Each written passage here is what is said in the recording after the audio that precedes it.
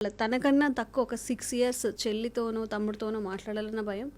తను ఎవరైనా ఏదైనా అంటే తనకి తను ఏం చేయకపోయినా డిఫెండ్ చేసుకోవడానికి భయం. ఓన్లీ ఇది అమ్మాయిలోనే కాదు, అబ్బాయిలో కూడా కొంత ఇన్ఫీరియారిటీస్ ఉంటాయి. పిరికితనం, నాకు ఇది ఒకటి నచ్చింది, ఆ నచ్చిందని ఎదుటి వాళ్ళు కన్వే చేయడానికి పిరికిగా చేస్తూ ఉంటారు. ఈ ఇన్ఫీరియారిటీస్ అన్నీ మనకి ఎందుకు వస్తాయి? భయము మన మైండ్లో తెలియని ప్లేస్లో ఒక రూమ్ లాగా, మన మైండ్లో చాలా గదులుంటే ఒక గదిలో ఒక దెయ్యం కూర్చున్నట్టు ఆ లోపల ఏదో ఉంది.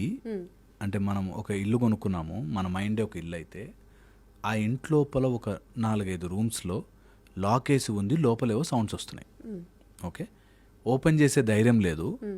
అదేదో ఉంది అనే దాంట్లో కాన్షియస్లో ఉంటే మనం రోజంతా ఎలా అయితే ఆనందంగా గడపలేమో అలాగ భయము లోపల డీపెస్ట్ పార్ట్లో అలా లాక్ వేసుకుని కూర్చుని ఉంటుంది, లోపల నుంచి శబ్దాలు చేస్తుంటుంది.